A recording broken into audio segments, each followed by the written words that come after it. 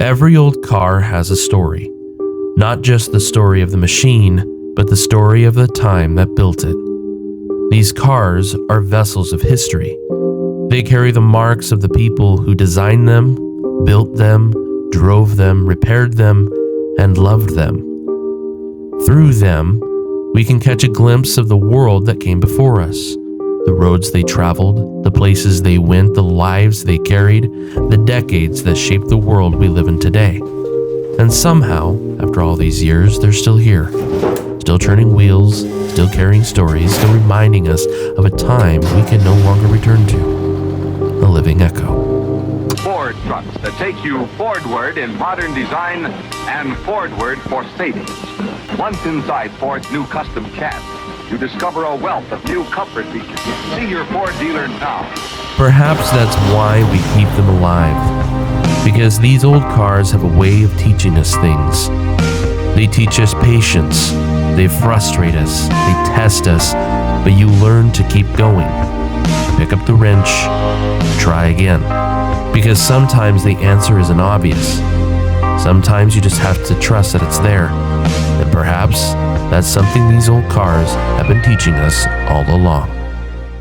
I'm Wyatt, and this is the garage where old things find new life. And this is my 1963 Ford F100 that has a little bit of a running issue. If you've been following along, you know that we've been chasing a gremlin. Currently, we are reaping the benefits of that gremlin. So we're gonna push it back in the garage and hopefully find that gremlin within our fuel lines. 2 weeks ago, I filled my fuel tank with a sour liquid made of water and acetic acid. After that period of 2 weeks, this is what we were left with. A soupy brown mess. Afterwards, I filled the tank with H2O, hydrogen part oxygen, in hopes that we would get all the rust out of the tank that we had before. But unfortunately, I did not get as much rust out as I had hoped. In hopes that I'd get some more of that rust out, I went ahead and just hit the side of the tank with a rubber mallet, and I think I yielded some good results. After rinsing it out for the third time, I was left with this on the inside. So I think we got everything figured out on that fuel tank because I'm really pleased with what I'm seeing now. The only thing I'm gonna do is I think I might flip it upside down and try to figure out a way to fill it up upside down so we can get that upper section unrustified. But I think what our issue is on this truck is coming from our hard line from the fuel tank to the fuel pump. The other day, yesterday in fact, right after I got done pushing it, there was no way I was gonna push it up the driveway because the driveway is a hill. So I got some compressed air and I shot some compressed air through the line into this auxiliary tank. After I did that, we had a full siphon, more pressure than what I had before coming out of the fuel line. So something is in that hard line that's causing issues. Because I know that this hose is clean, and I know that this tank is clean, which means there's that one last little bit. So in hopes that we can make this thing drive further than a mile, let's go ahead and see if we can't clean out the hard line. I've got an air line plugged into where the fuel filter would be. And my hope is that when I give it pressure, whatever's stuck inside the hard line will literally blow out this other side. With how everything's been on this truck, I don't think it's gonna be that easy. But I'm gonna put you guys down below, so keep an eye out for anything that comes out of the hard line, and hopefully maybe we'll have something cleaned up. If something does come out of the hard line, we'll go ahead and flush some stuff through it just to clean it up, make sure we've literally got everything. And then we will probably put some new fuel filters on, put new fuel in the pup tank, and see if we get a different result.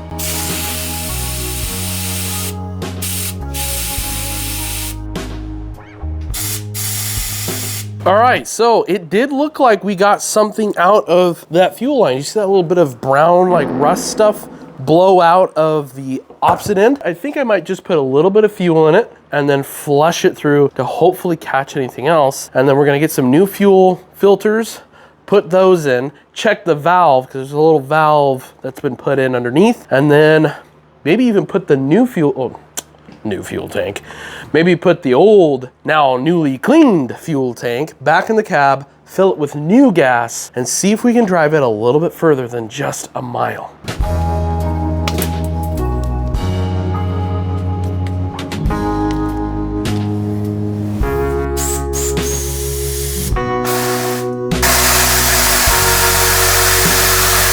So I wanted to take a moment to show you two new fuel filters. This one's only been in the truck for a few months, whereas this one is fresh off the shelf. But this right here is what's been running through our fuel system. Take a look. All those sandy little granules and all those little bits have been plugging up this hard line coming from a rusty fuel tank. Now, this truck did spend quite a bit of time in some sand, so I'm gonna say that a little bit is from that, but with the new fuel filters, the cleaned out fuel lines, and hopefully, maybe our tank is gonna be in okay shape and some fresh fuel will have some improvement. Okay, so I've got everything cleaned up out of it, all the new filters put back on, some brand new gas in it. I even went ahead and rinsed out the auxiliary fuel tank, and now it's time to take it for a drive. Well, so far so good. We haven't gotten that far yet though. It's not doing what it was doing before, where when you hit the gas pedal it would so I think maybe that was one of our tells that we were having a starvation issue. We were starving the engine of fuel, meaning that line was blocked. We'll find out here in a little bit.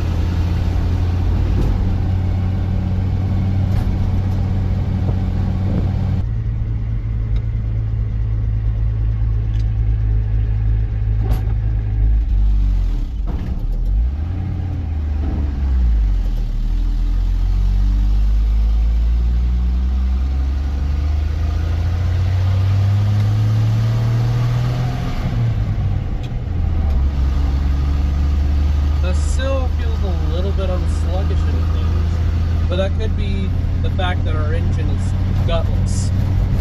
Not a lot of horsepower under the hood.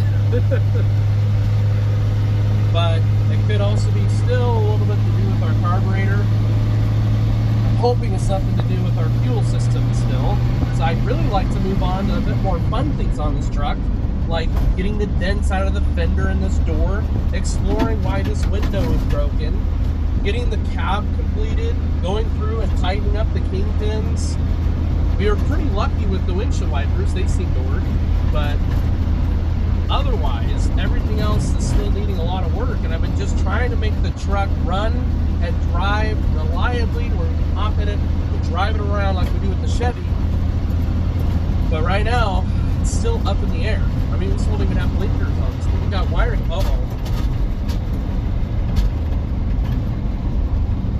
Well, poop. So we've gone about exactly 1 mile. It is 1 mile from the garage to the other side of town. And then we're just, we're basically still in town.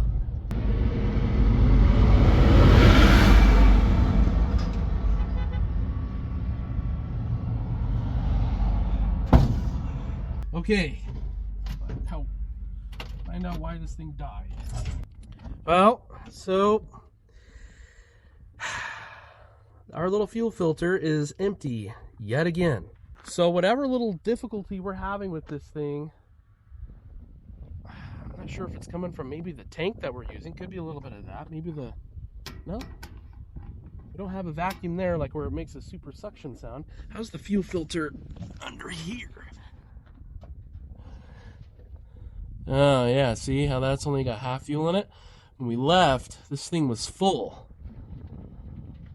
So what is plugging this thing? There should be a steady stream of fuel coming out of this line right here, and there isn't. Okay, so we did the trick.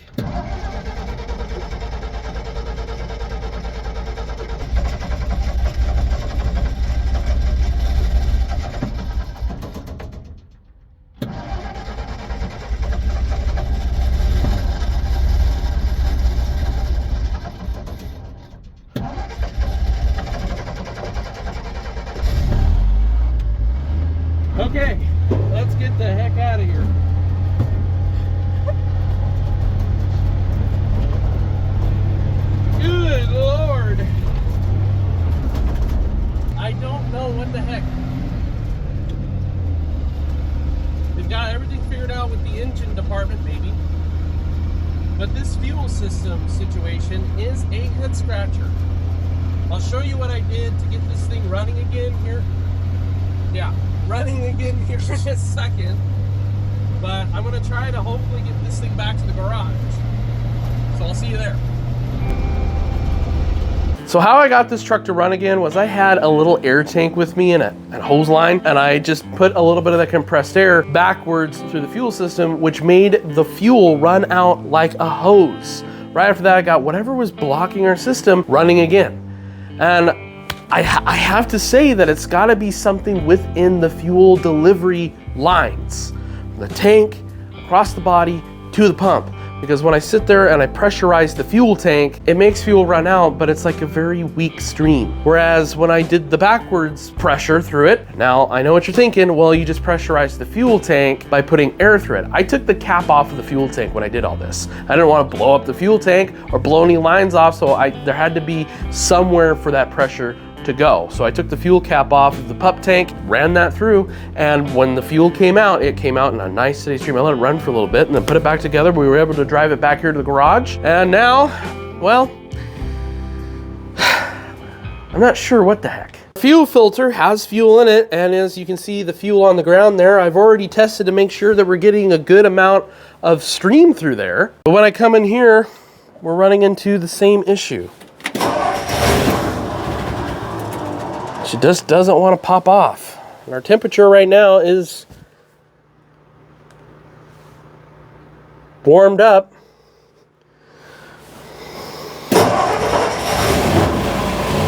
Okay, and there it goes. Now it's running just fine.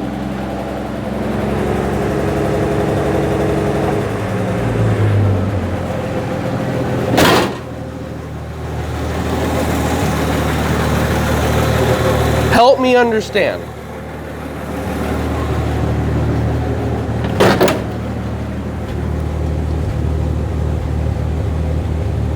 Yeah, we're in the warm department.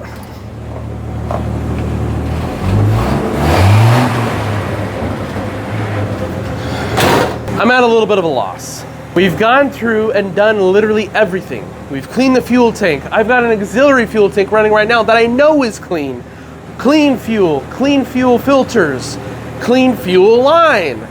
The only thing that I keep coming back to is I don't know anything about this fuel pump. I know it's been rebuilt, but maybe that's part of our issue. And then maybe the carburetor needs to be cleaned yet again after all the crud that I ran through it just recently. But also maybe this fuel situation I've got here isn't working. Maybe I need to put the original tank back in it or get a new tank, new fuel pump. I need to do some more research. If you've been following along for a while, you know that this old truck has been twisting my arm. Literally every step of the way has been pushing a boulder up a hill. I think the only thing that's been somewhat decent was doing the brakes on it. It stops decently, but I want to start moving on to doing some of the fun stuff, but I want it to run well before I go and do that. So if you're interested in joining the research on what in the heck is going on here, I am open to all suggestions, thoughts, and ideas. I've told you everything I've done. You've been able to sit here and watch everything that I've ever done to this truck. Honestly, it's like, gosh dang, something's got to give at some point. We got to figure it out sooner than later. We're running out of things that are wrong here. So anyway, this is a 1963 Ford F100 with the 223 inline six. Oh, and a 1904 carburetor. So if you want to do some research with me, you want to type it up, figure it out with me, please, I welcome it, because honestly, I'm ready for this thing to run. I'm itching. You know, it's got so much potential. Anyway, I want to thank you so much for stopping by the garage today, for hanging out, for troubleshooting this with me, and I will see you right back here in the garage in the next video. If you haven't already, go ahead and subscribe. It's the best way to help out the channel. Leave a comment in the comment section down below. I love to know your thoughts. Don't forget to like the video and turn on the notification bell so that you're updated when maybe we figure something out on this. And if you haven't, go and check out some of the other videos. There's a whole bunch of other projects here. Trucks, tractors, and cars. If it's got an engine in it, I'm gonna try to revive it. This is where cars come to get a second chapter, or third or fourth, depending on, you know, where it's at in its life. Anyway, I will see you right back here in the garage in the next video.